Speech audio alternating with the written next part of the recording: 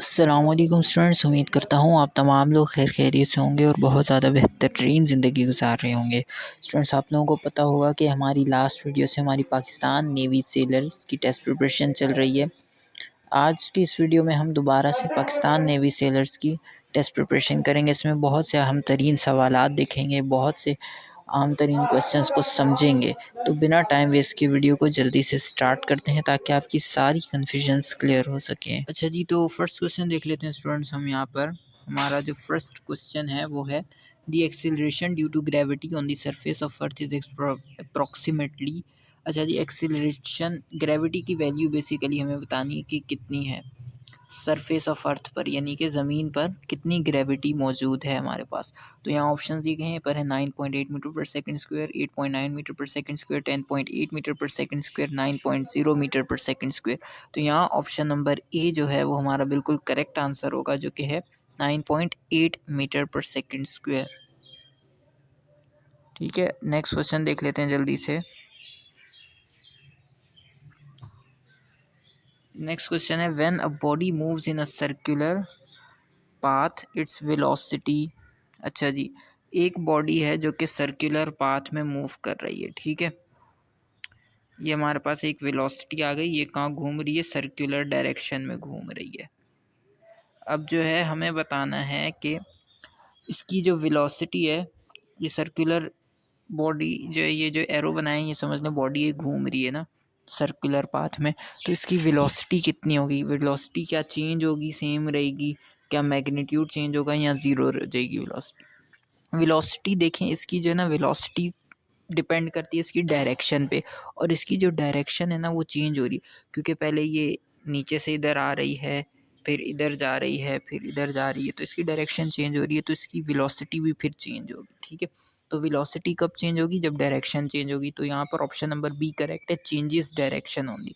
Direction जब change होगी उसके बाद ही वेलोसिटी आएगी, तो पहले हमारा ऑप्शन नंबर बी करेक्ट होगा, क्योंकि डायरेक्शन उसकी लाजमी चेंज होगी। ठीक है, नेक्स्ट क्वेश्चन देख लेते हैं जल्दी से, जो कि है हमारे पास व्हेन अ बॉडी मूव्स। अच्छा सॉरी, ये तो हो गया work done is zero when. अच्छा जी, वर्क डन ज़ीरो होता है जब force is perpendicular to displacement. Force जो है परपेंडिकुलर होती है डिस्प्लेसमेंट के, force and displacement are in same direction. Force और डिस्प्लेसमेंट एक ही डायरेक्शन में होते हैं। सी पर है there is no force, D पर है नन ऑफ दीज। तो यहाँ पर जो करेक्ट ऑप्शन होने वाला है वो ऑप्शन नंबर ए बिल्कुल करेक्ट होगा, जो कि है force is perpendicular to displacement. जब फोर्स परपेंडिकुलर होगी डिस्प्लेसमेंट के तभी जो है वर्क डन ज़ीरो हो जाएगा। नेक्स्ट क्वेश्चन देख लेते हैं जल्दी से। क्या खुली जा रहा है बार बार। हाँ, the unit of electric charge is, unit of electric charge बताना है। ठीक है, इलेक्ट्रिक चार्ज का जो यूनिट होता है वो होता है कूलम्ब। इलेक्ट्रिक चार्ज मतलब जो वोल्टेजेस आ रहे होते हैं या जो करंट आ रहा होता है उसका कूलम्ब होता है। ठीक है, करंट का जो यूनिट है वो तो एम्पेयर होता है, बट जो इलेक्ट्रिक चार्ज होता है ना, जो करंट के अंदर जो चार्जेस फ्लो कर रहे होते हैं उसका यूनिट कूलम्ब होता है। ठीक है, अब नेक्स्ट क्वेश्चन देख लेते हैं, एक सेकेंड। नेक्स्ट क्वेश्चन देख लेते हैं, question number 5। Ohm's law states that. Ohm's law क्या बोलता है। ओम्स लॉ बोलता है जो वी है वो डायरेक्टली प्रोपोर्शनल होता है करंट के, यानी कि आई के। ठीक है, तो ऑप्शंस देख लेते हैं यहाँ पर। V directly proportional to I, V directly proportional to 1/i, V directly proportional to R square, V is equals to I square R. तो यहाँ पर जो हमारा ऑप्शन नंबर ए है वो हमारा बिल्कुल करेक्ट आंसर होगा।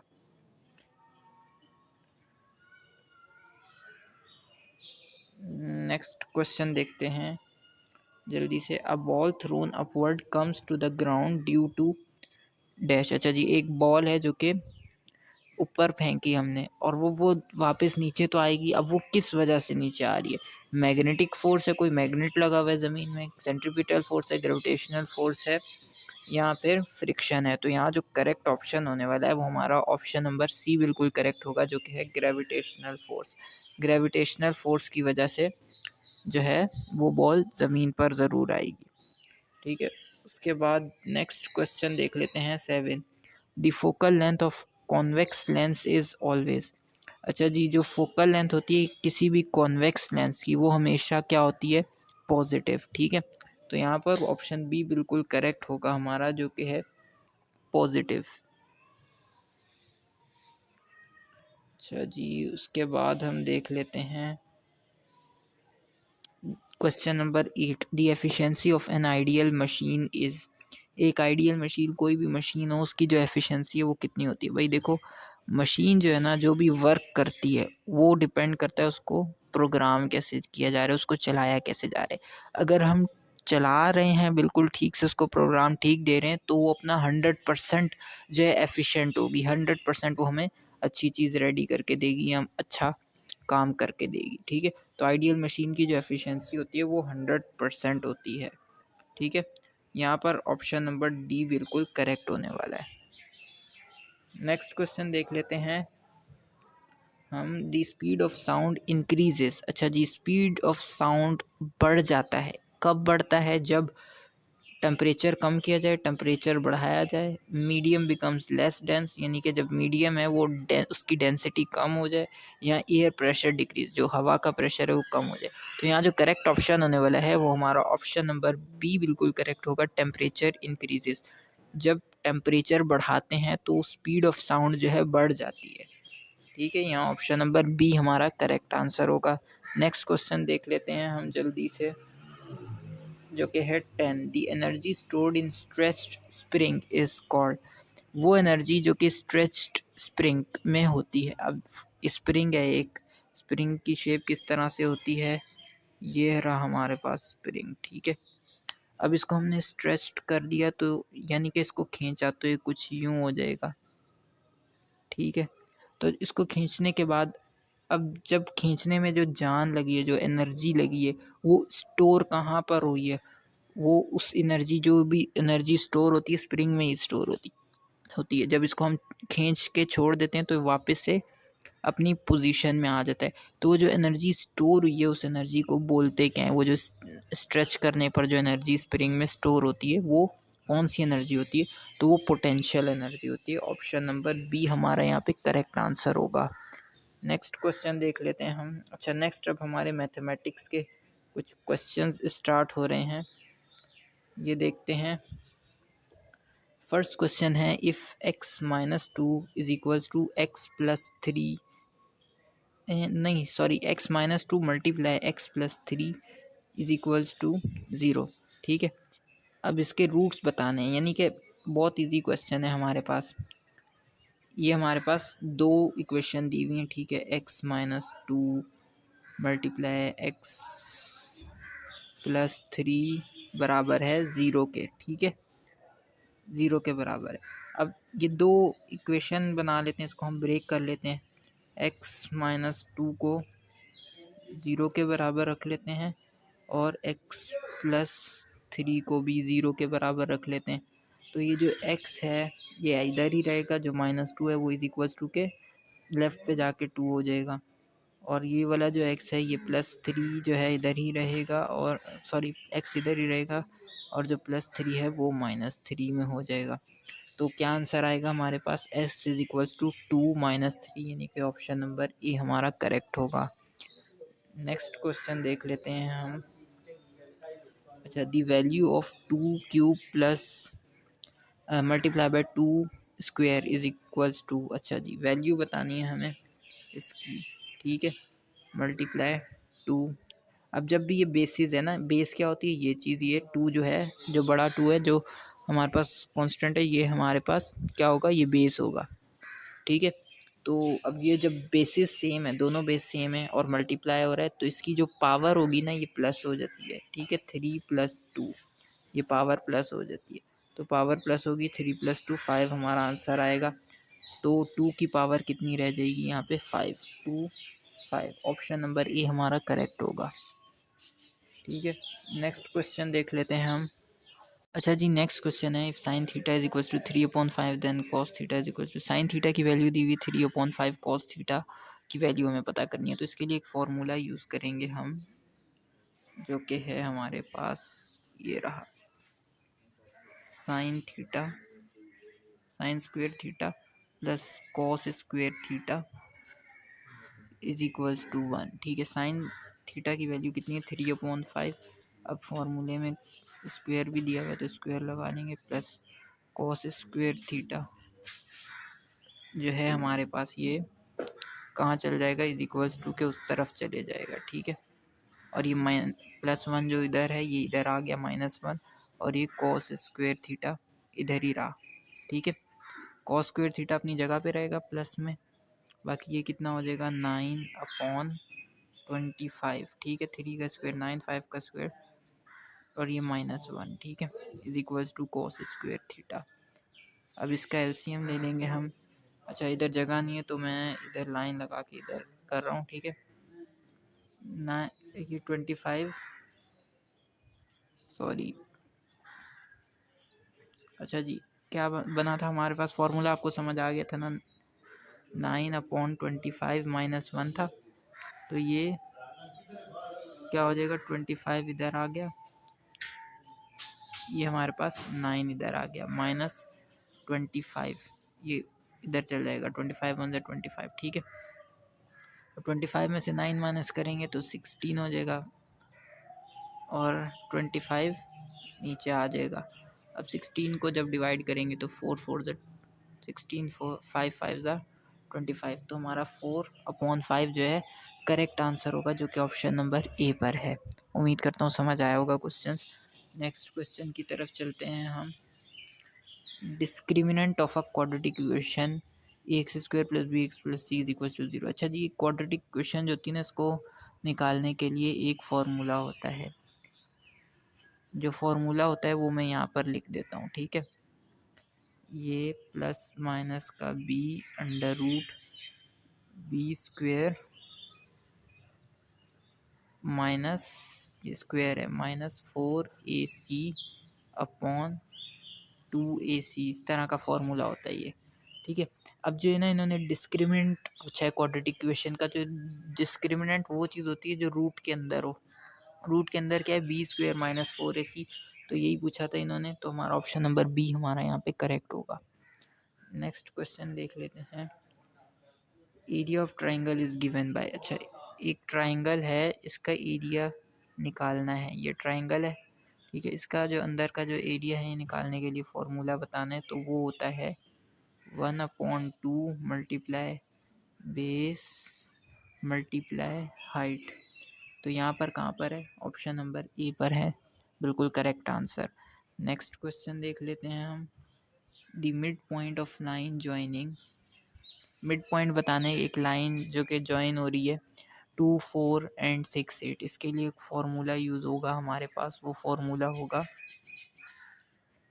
x1 + x2/2 y1 + y2/2। अच्छा जी, लाइन का मिड पॉइंट है ना, फॉर एग्जांपल ये लाइन है, इसका ये मिड पॉइंट है।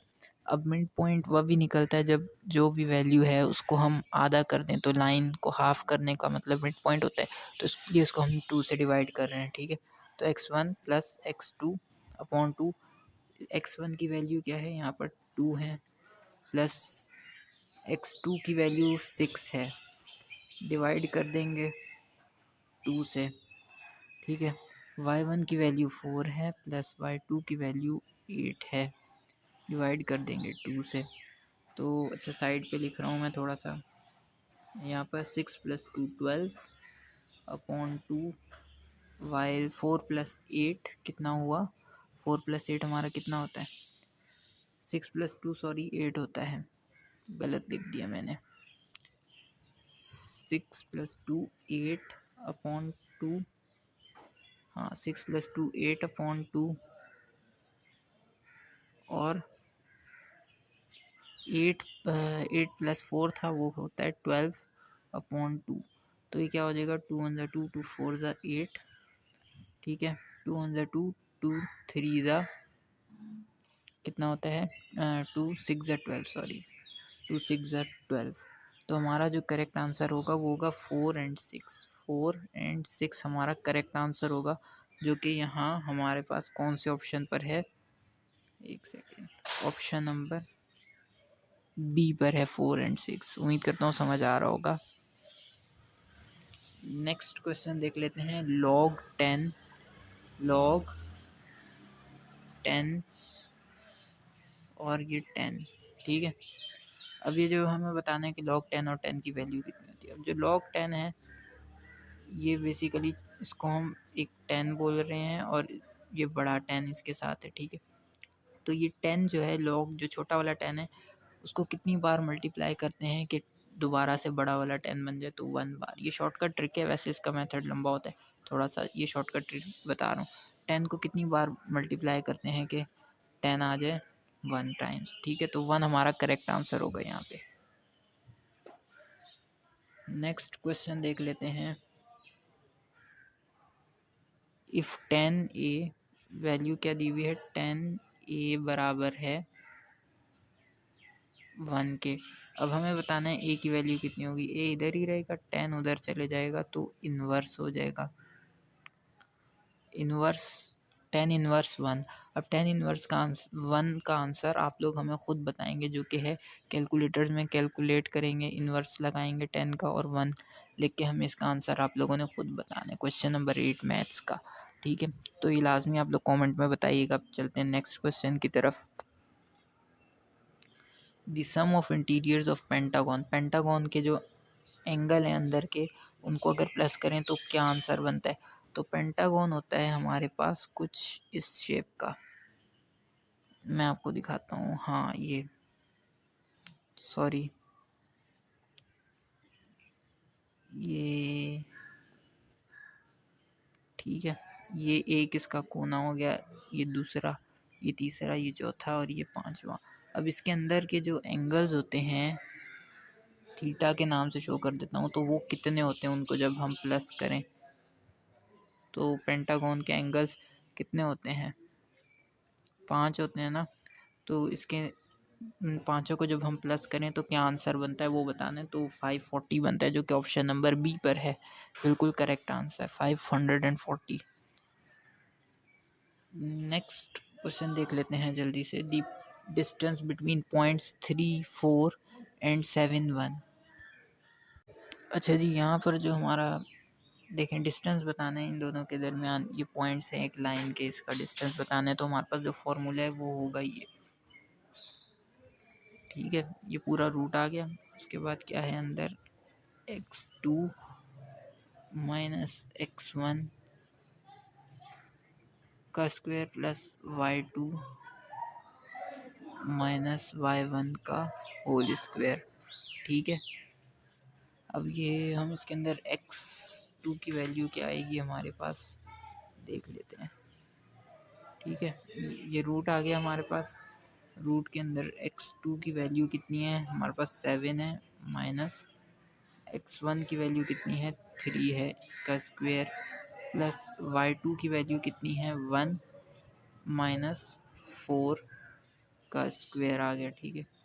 अब जो है 7 माइनस 3 कितना होता है, 7 माइनस 3 4 होता है, 4 का होल स्क्वायर प्लस 1 माइनस 4 कितना होता है, 3 होता है, माइनस 3 का होल स्क्वायर, ठीक है। तो अब हम यहाँ पर देख लेते हैं, एक सेकंड, इसको मैं रब कर दूँ, ऊपर वाले को ऊपर ही सॉल्व कर देंगे ना हम, तो हमारे लिए इजी रहेगा। उसके अलावा स्टूडेंट एक और बात बता दूँ, अगर आप हमारी कम्युनिटी में ऐड होना चाहते हैं, जो कि व्हाट्सएप पर कम्युनिटी बनी हुई है, तो उसके लिए आप लोग क्या कर सकते हैं, हमारे नीचे दिए गए लिंक में जा सकते हैं, उस पर आप लोग ऐड हो सकते हैं। अच्छा जी, अब ये 4 का अंडर रूट है हमारे पास, 4 का स्क्वायर क्या होता है, 16 प्लस माइनस 3 का स्क्वायर कितना होता है, 3 3 ज़ा 9, ठीक है। 16 प्लस 9 कितना होता है, 25, ठीक है। 25 का रूट निकालें तो वो 5 बन जाता है। तो यहाँ ऑप्शन नंबर सी हमारा करेक्ट आंसर होगा। उम्मीद करता हूँ समझ आ रहा होगा आप लोगों को। नेक्स्ट क्वेश्चन देख लेते हैं। हमारे पास अब क्वेश्चन स्टार्ट हो रहे हैं किसके, केमिस्ट्री के। चलिए अब यहाँ पर कुछ हम केमिस्ट्री के क्वेश्चंस देख लेते हैं। क्वेश्चन नंबर 1 देख लेते हैं। The number of protons in an atom is determined. अच्छा, एटम डिटरमाइंड इट्स, अच्छा जी, जो एटम होता है, कोई भी एटम है, फॉर एग्जांपल ये एक एटम है, इसके अंदर जो नंबर ऑफ प्रोटॉन्स हैं वो क्या डिटरमाइन करेंगे, तो वो डिटरमाइन करेंगे एटॉमिक नंबर। ठीक है, एटॉमिक नंबर डिटरमाइन करेंगे, जो कि ऑप्शन नंबर बी हमारा करेक्ट होने वाला है। नेक्स्ट क्वेश्चन देख लेते हैं। What which element is a noble gas. अच्छा जी, नोबल गैस होती है, बहुत सारी गैसेज होती हैं, नोबल गैस होती है, तो वो कौन सी नोबल गैसेज हैं इन ऑप्शंस में से, कौन सी ऐसी गैस नोबल गैस है, तो हमारी आर्गन, ए आर से इसको हम शो करते हैं, जो कि ऑप्शन नंबर सी पर है, ये नोबल गैस है। ठीक है, नेक्स्ट क्वेश्चन देख लेते हैं। NaCl is an example of. NaCl यानी कि सोडियम क्लोराइड, इसको बोलते हैं सोडियम क्लोराइड।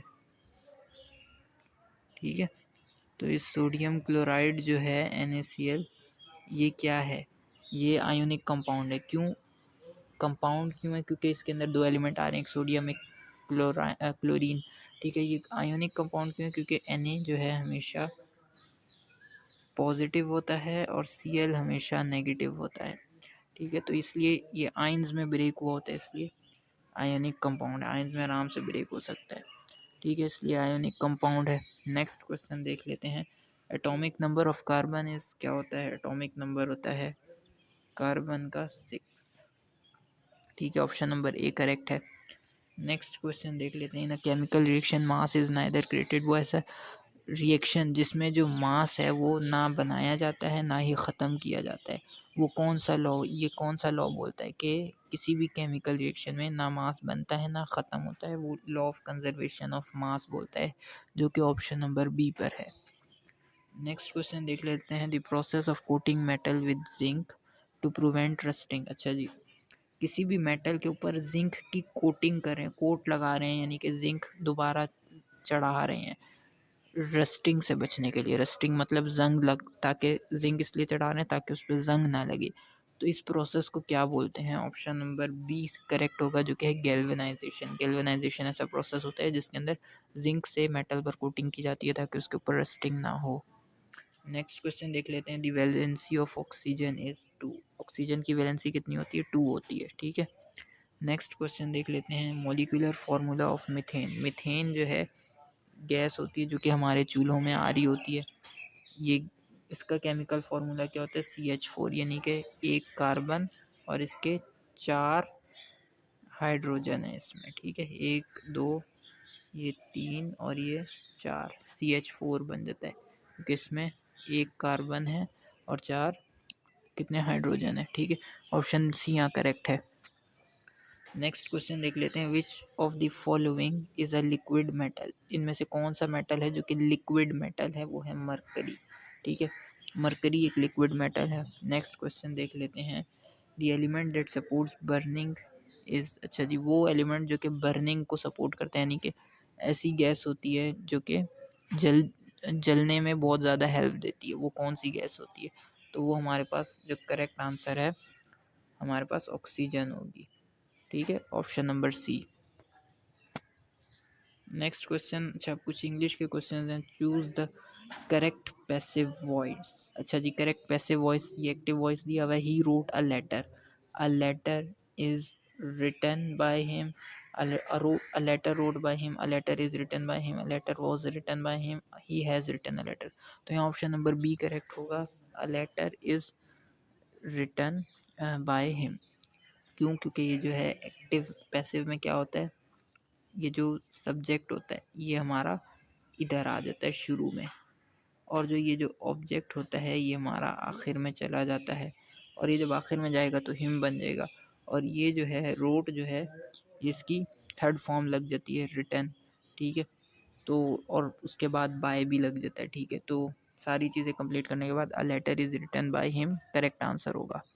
नेक्स्ट क्वेश्चन देख लेते हैं। Choose the correct synonym of rapid. Rapid का करेक्ट सिनोनियम बताना है। रैपिड यानी कि बहुत तेज़ी में, इसका जो करेक्ट सिनोनियम है वो क्विक। क्विक बिल्कुल करेक्ट है, जो कि है रैपिड। रैपिड का करेक्ट सिनोनियम, क्योंकि क्विक भी तेज़ी में होता है, जल्दी कोई चीज़ करना।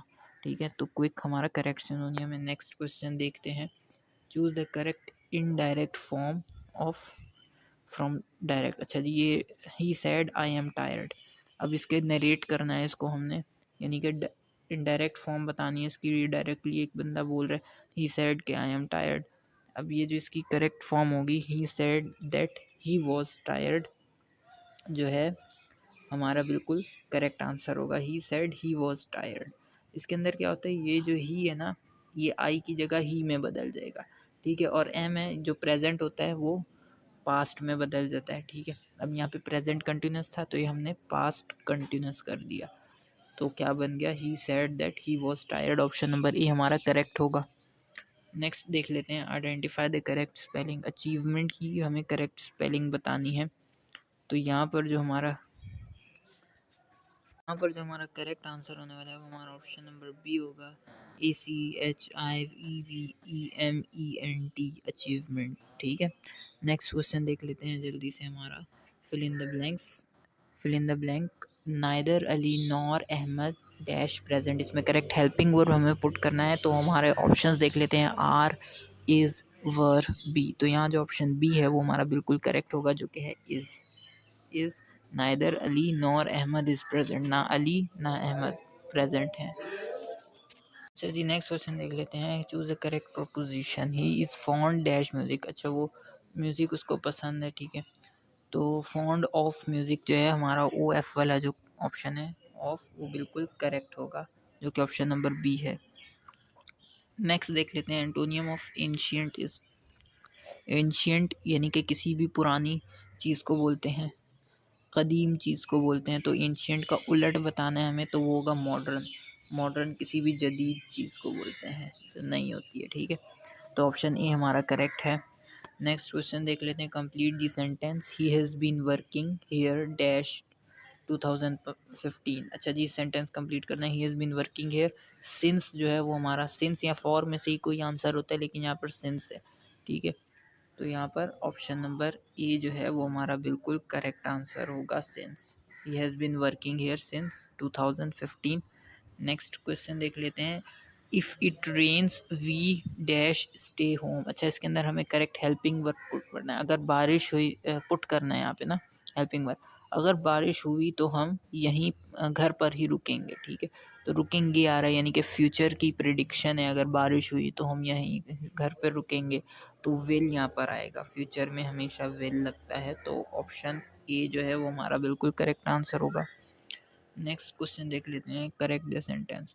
अच्छा, ये सेंटेंस करेक्ट करना है, she do not like coffee, बिल्कुल wrong. She does not like coffee, she not likes coffee, she didn't likes coffee. तो यहाँ ऑप्शन नंबर जो बी है, she does not like coffee, ये हमारा बिल्कुल करेक्ट आंसर है। नेक्स्ट क्वेश्चन देख लेते हैं, कुछ जीके जनरल नॉलेज के जो है क्वेश्चंस देख लेते हैं। Pakistan become a nuclear power in. Pakistan जो है न्यूक्लियर पावर बना था कब, 1998 में पाकिस्तान न्यूक्लियर पावर बना था, ठीक है। उसके बाद नेक्स्ट क्वेश्चन देख लेते हैं, first governor general of Pakistan, Mohammad Ali Jinnah थे पहले गवर्नर जनरल पाकिस्तान के। नेक्स्ट क्वेश्चन देख लेते हैं, highest military award of Pakistan is निशान हैदर।